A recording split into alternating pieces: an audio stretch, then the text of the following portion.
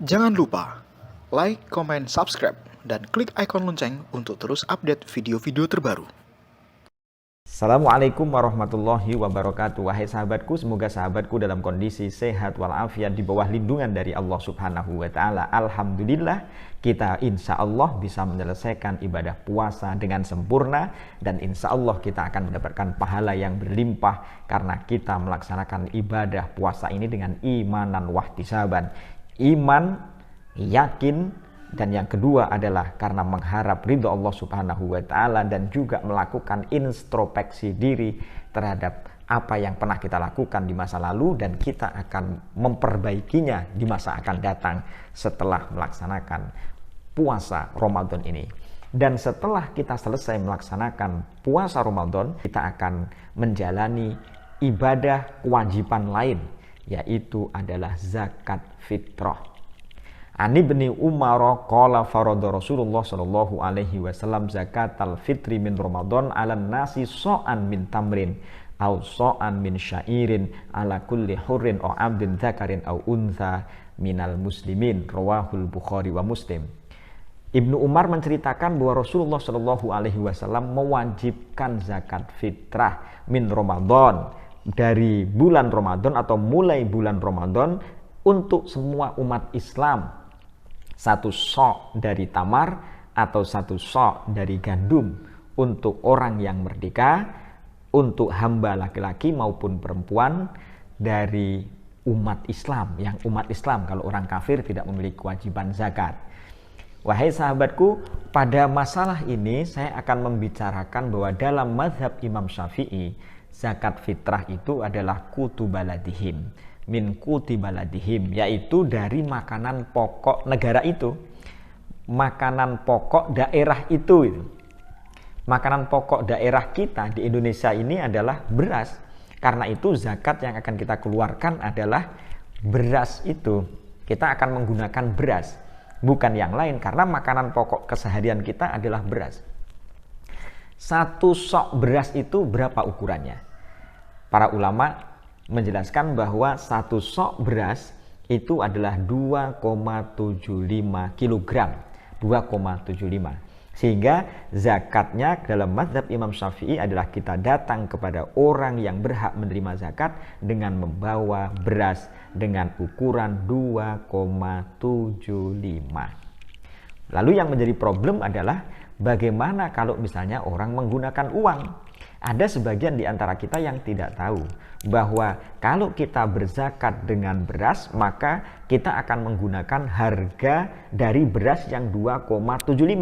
Kita akan membulatkan dengan cara hitungan yang mudah. Misalnya, wahai sahabatku, kalau 1 kilo itu rata-rata adalah 10.000, berarti kita bulatkan 3 kilo beras misalnya, maka berarti hanya 30.000. Sehingga zakat kita kepada orang yang berhak, zakat kita membawa uang 30.000 itu. Padahal ini adalah sesuatu yang perlu diluruskan. Yang perlu diluruskan begini, dalam mazhab Imam Syafi'i, orang zakat itu tidak boleh menggunakan harga dari beras, tapi harus beras. Karena adalah menurut Imam Syafi'i, zakat itu sesuatu yang mengenyangkan, bukan menggunakan uang. Kalau menggunakan uang tidak sah menurut Imam Syafi'i. Tapi apakah ada ulama yang membolehkan? Ada. Siapa itu? Imam Abu Hanifah atau mazhab Hanafi. Itu membolehkan. Tetapi dalam mazhab Imam Abu Hanifah nanti ukurannya, harganya bukan dari harga beras, bukan. Tapi dari harga gandum atau dari harga kurma. Untuk di Indonesia yang mudah adalah harga kurma.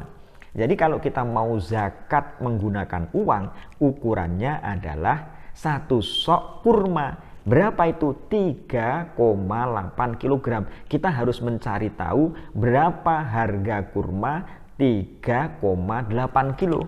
Berapa harganya? Dalam hitung-hitungan, kalau misalnya kurmanya adalah kurma ajwa misalnya, maka itu kira-kira adalah 1.140.000. Kira-kira begitu. Kalau kurma yang lain barangkali bisa 340.000, jadi agak lebih mahal karena pakai menggunakan kurma. Karena itu para sahabatku yang pingin untuk berzakat menggunakan uang, itu berarti yang bermadzhab Syafi'i harus mengikuti mazhab Imam Abu Hanifah mazhab Hanafi dengan cara membayar uang seharga 3,8 kg kurma, bukan dengan beras. Karena kalau beras hanya 30.000 itu, gitu, sahabatku. Jadi harus mencari referensi-referensi harga kurma itu berapa. Tapi bagi mereka yang bermazhab Syafi'i, supaya tidak repot, saya tetap ingin menggunakan beras, tapi yang saya punya hanya uang. Bagaimana caranya? Bisa ada melakukan langkah-langkah begini. Jadi kalau kita bermazhab Syafi'i lalu pingin menggunakan uang, kita datang ke orang yang berhak menerima zakat itu menggunakan uang, tapi nanti sampai di sana kita masih bisa berzakat dengan beras. Caranya bagaimana? Begini caranya. Yang pertama adalah seorang yang menerima zakat itu menyediakan beras, yang beras itu ukurannya 2,75 atau 3 kilo. 3 kilo tadi itu. Nah, setelah itu orang yang berzakat itu ngomong begini, Pak, saya membeli beras 2,75 atau 3 kilo itu. Nah, jadi kan yang menerima zakat kan sudah punya beras tadi itu. Dia juallah beras itu kepada orang yang mau berzakat tadi. Berarti yang mau berzakat dia sudah punya beras. Belinya dari mana? Dari orang yang menerima zakat. Nah, setelah itu baru orang yang berzakat itu berzakat dengan beras.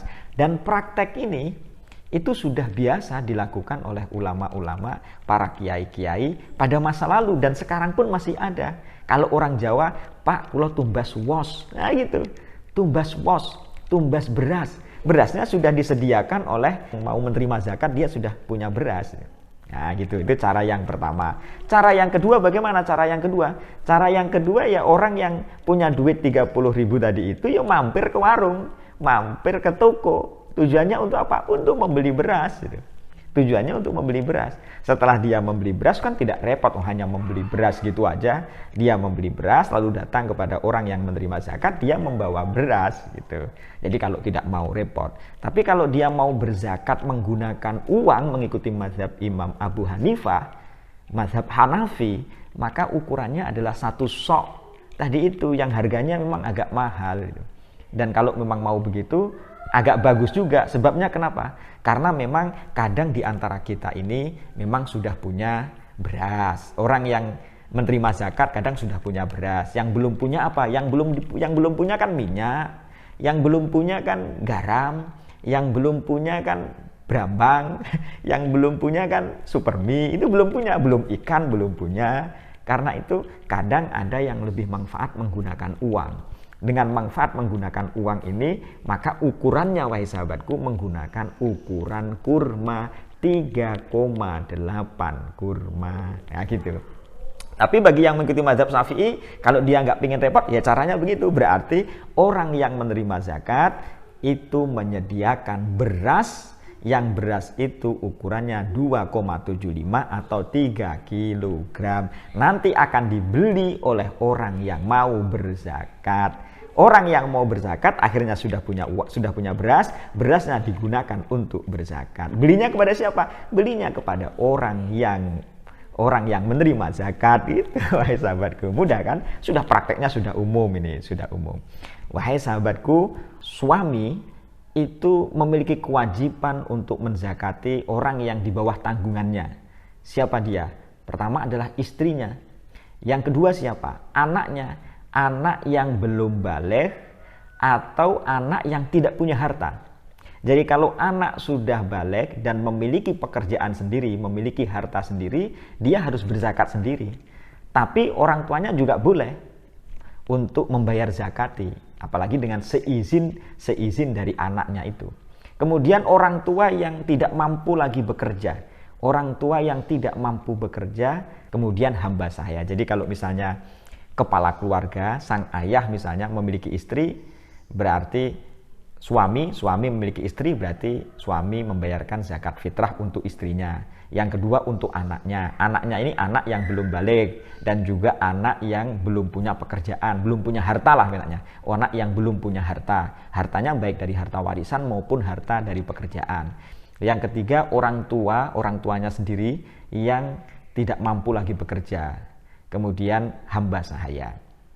Tapi kalau misalnya sang anak sudah baligh, dan sudah punya pekerjaan, sudah punya harta, kalau bapaknya mau menzakati itu boleh.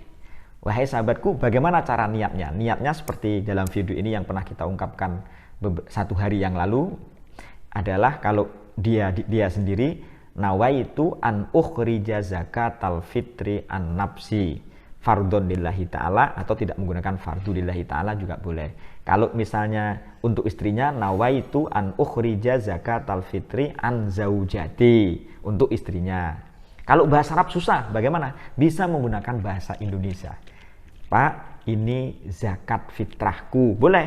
Pak, ini zakat fitrah istriku. Pak, ini zakat fitrah anakku si Muhammad. Pak, ini zakat fitrah anakku perempuan Fatimah. Itu boleh.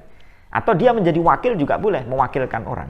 Ada orang, misalnya tetangga, dia tidak bisa untuk datang ke tempatnya orang yang berhak menerima zakat. Saya sakit, kondisinya nggak enak badan, tolong dong. Gitu. Lalu dia mengatakan, ini tolong zakatkan saya, gitu. Wakilkan saya. Nah, bisa, nawaitu an ukhrija zakatal fitri an Sulaiman. Tetangga kita namanya Pak Sulaiman. Gitu wahai sahabatku, ini beberapa hal, semoga bermanfaat. Assalamualaikum warahmatullahi wabarakatuh.